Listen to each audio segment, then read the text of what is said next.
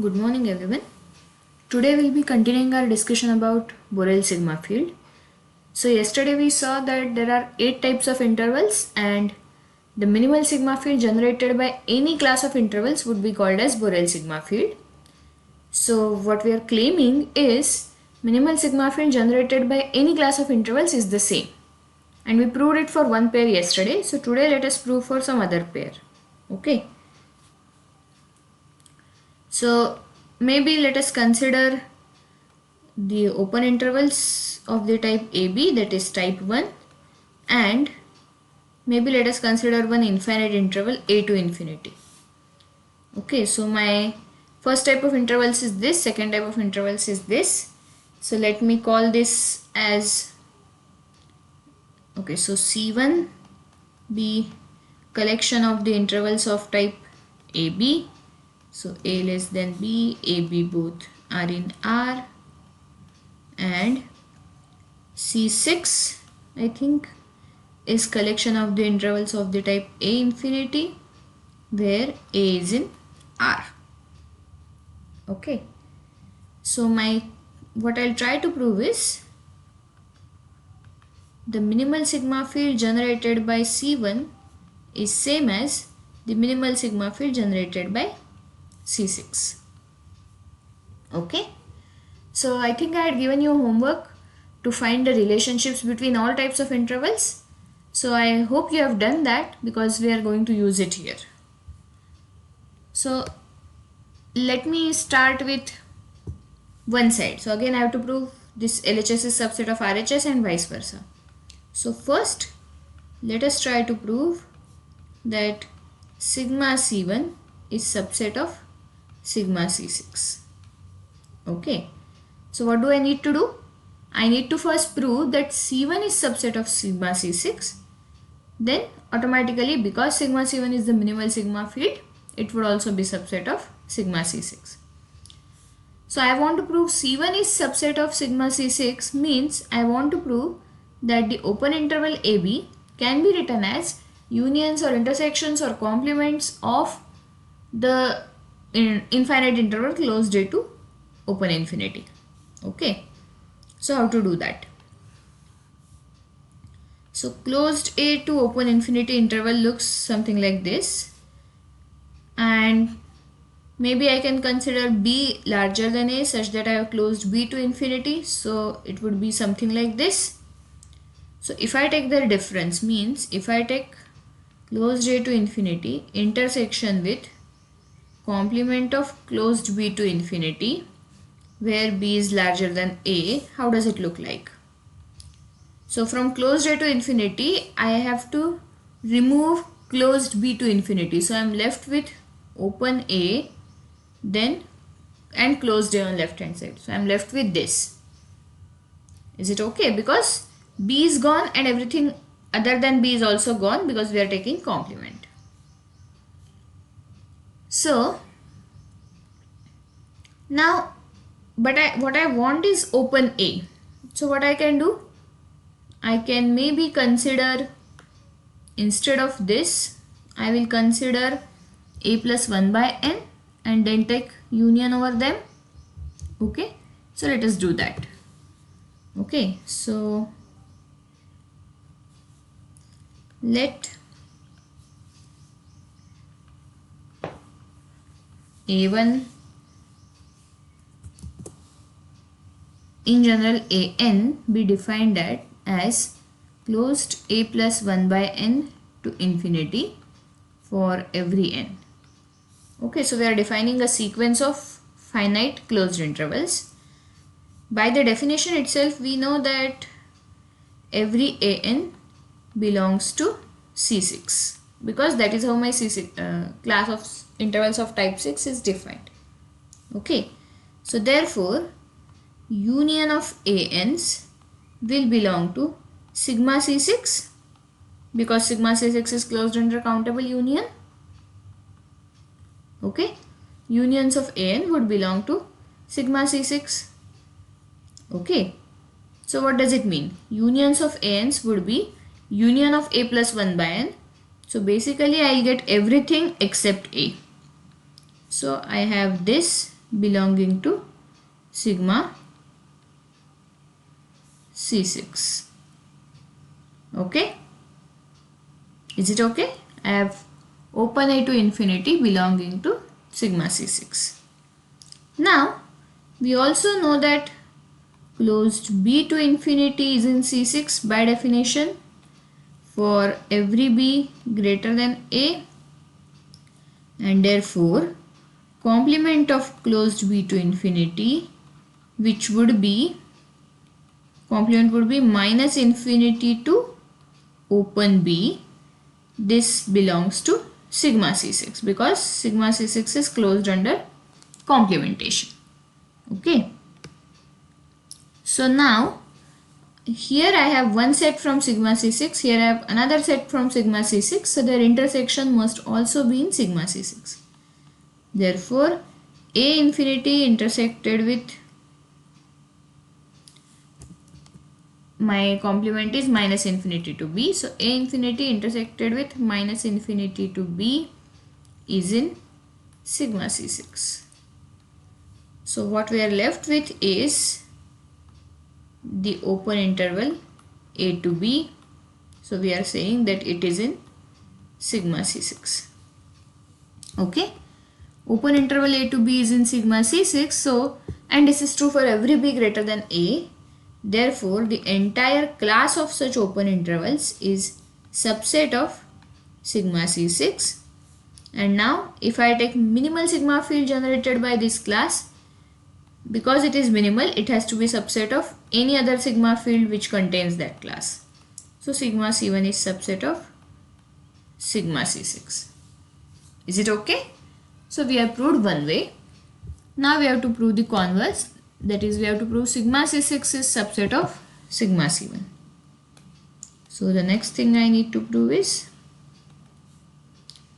sigma C6 is subset of sigma C1. So first we have to prove that every interval from C6 is in C1. So I have to express, I have to take say unions or complements of intervals from C1 to get it look like C6. So C6 is closed,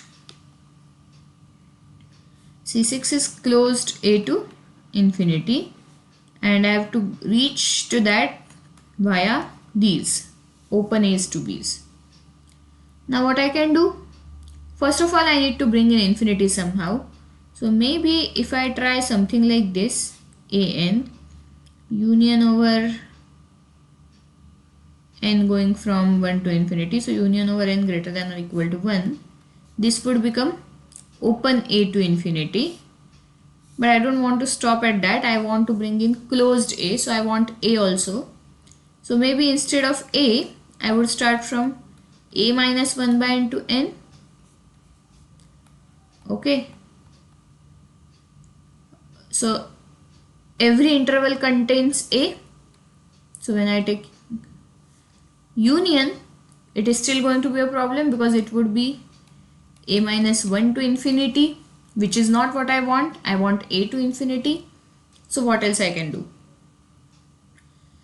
Now again, if I have AB, what is the complement of AB?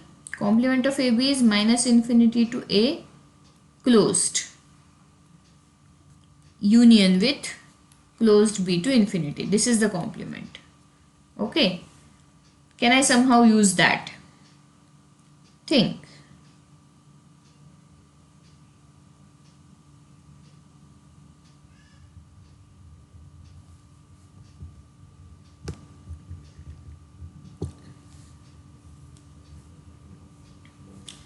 Okay. Then any other ways to bring in A? Even if I bring singleton A, it is fine. So can I get maybe singleton A via say unions or intersections or complements of these things? That is also fine.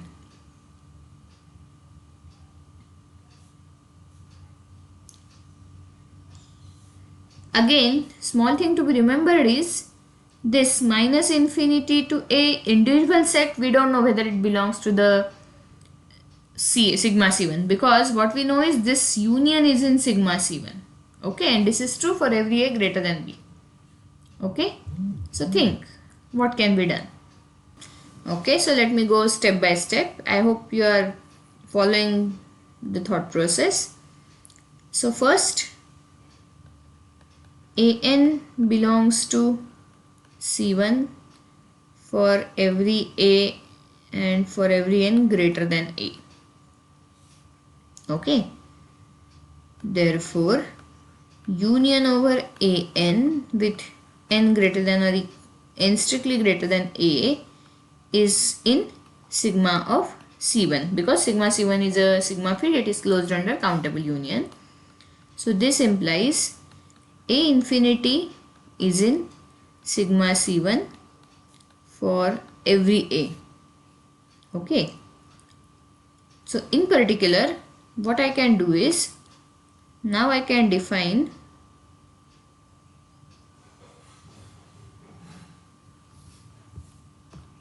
I can do this now for every N also, means I have to go in two steps. I can't bring in that N here.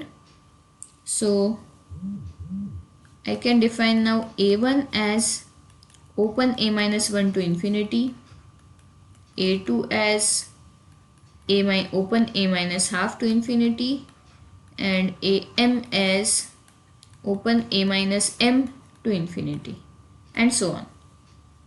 Okay, so each of these belong to sigma C1 now, because every interval of this type is in sigma C1. So this is in sigma C1 and so on. This is in sigma C1. And hence their intersection is also in sigma C1, countable intersection. So therefore intersection AM, M greater than or equal to 1, would be intersection over A minus 1 by M to infinity, and which is nothing but closed A to infinity. So this is in sigma C1. Okay. See, some of you might be thinking, why did I do two steps? Can I write A minus 1 by N here itself? A minus 1 by N to N. But the problem is, when I take, here I am taking union, whereas to get closed A I need intersection. So I need to do via two steps. So now I have proved what I want. So closed A to infinity is in sigma C1. We have proved this. This is true for every A. So in general, the entire class C6 is subset of sigma C1. And hence, if I consider minimal sigma field of C6, it must also be subset of sigma C1. So we have proved that sigma C1 is same as sigma C6. Okay. So think about this. You have to do this for every pair, as I said. Okay. Or at least do for 1, 2, 2, 3, 3, 4, 5, 6 and so on. So that finally you, and of course finally 8 to 1. So that by transitivity you can prove that all the sigma fields, all these sigma fields are the same. Okay. Now this is what a Borel sigma field is defined as. There are some other types of sets also which can generate Borel sigma field. So one of them is collection of all open sets in R. Okay, this is another type of set which can generate a Borel sigma field. So our claim is the minimal sigma field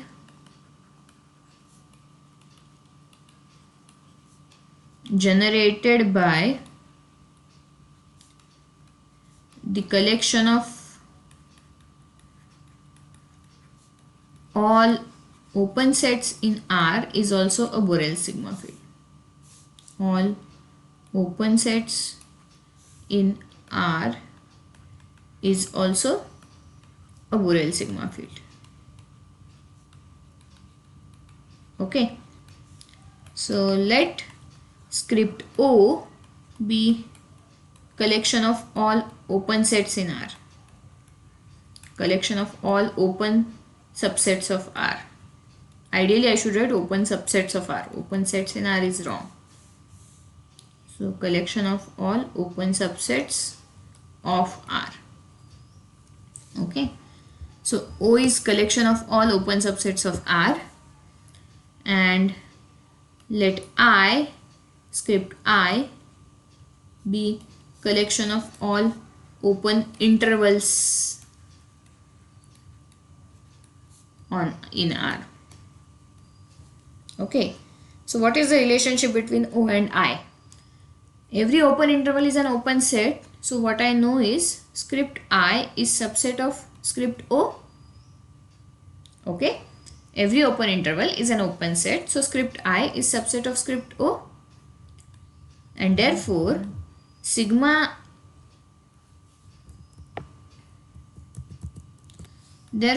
I is subset of sigma of script O also, because sigma of script O is of course bigger than O. It contains all the elements from O, plus it contains their unions and complements and intersections. Okay, and now if I take minimal sigma field over this set, I would have sigma of I is subset of sigma of O. Okay, so minimal sigma field generated by all open intervals is subset of minimal sigma field generated by all open sets. Okay. Now one small point. When I say open intervals, I actually mean AB as well as A infinity. So this was my intervals of type 1. So the collection of them was denoted by C1. Collection of these was denoted by C5. So what I know is sigma C1 is R. Sorry. Sigma C1 is B. I also know that sigma C5 is B. But what do I know about sigma of C1 union C5? Okay, sigma of C1 union C5. In fact, in general also we have not talked about union much. We have said that union of two sigma fields need not be a sigma field. Okay, so how to proceed? So this would actually be sigma of sigma C1 union sigma C5. So from C1 you get this minimal sigma field, from C5 you get this minimal sigma field, but union of two sigma fields need not be a sigma field, so you need to take sigma of that. But fortunately in our case, sigma C1 and sigma 5 both are Borel sigma fields, and so I would be left with sigma of a sigma field. So minimal sigma field generated by a sigma field is nothing but the sigma field itself. Okay, so what I am claiming is sigma of I is also script B, Borel sigma field. Okay, so I have proved one way. I have proved sigma of I is subset of sigma of O. I need to prove reverse way. So my next claim is sigma of O is subset of sigma of I. So how do I do that? Now what we used yesterday, we used the same result. So every open set can be written as a countable, every open set can be written as a countable union of open intervals.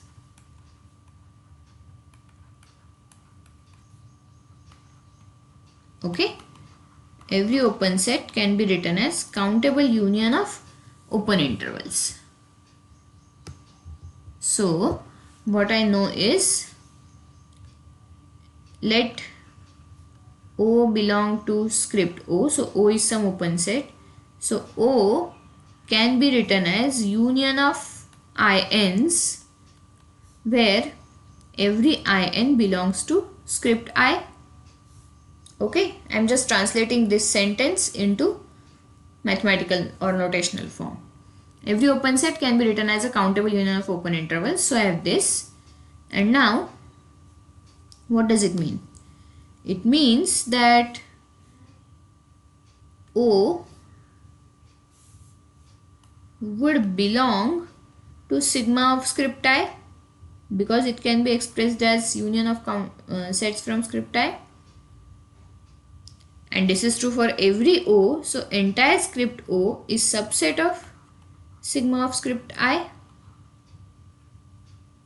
Okay.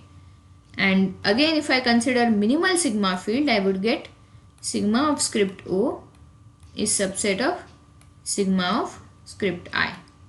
Okay, because minimal sigma field generated by any class of sets would be subset of any other sigma field containing that set. So I have proved what I wanted to prove. Hence my final conclusion is sigma of O is equal to sigma of I. So the Borel sigma field can also be defined as sigma field generated by a collection of all open sets. Okay. In fact, this is how we define Borel sigma field in non-real set spaces. So in real, we know interval, so we can define in terms of open intervals or any types of intervals. But when we go to general any set, if I want to define a Borel sigma field over that set, it would be in terms of open sets in that interval, open sets in that space. Okay. Now we have to extend this definition to k dimension. So Borel sigma field on Rk. So what would we do? We would just extend the definition of interval. So in general, what I'll define is, so Ci is class of k dimensional rectangles of type I. Okay, k dimensional rectangles of type I. So what does it mean? So how is C1 defined? C1 is defined as A1 B1 cross A2 B2 cross AK BK. Okay, collection of all intervals of this type. Okay, where all AIs BIs are in R. Okay, collection of all intervals of this types is C1. C2 is defined as, say, closed A1 B1 cross closed A2 B2 cross closed AK BK. Okay, AI BI are in R, something like this. So you collect all intervals of this type, all rectangles, we will say rectangles of this type, and then similarly you can do for all 8 types, and sigma of C1 would be same as sigma of C2, would be same as sigma of C8, and that would be denoted by Borel sigma field in k dimensions, that is Bk. So we will have Rk, Bk. Okay. So this is the definition of Borel sigma field in k dimension. So next we are going to define measurable space. Okay. So we will that measurable space discussion will start in the next lecture. Thank you.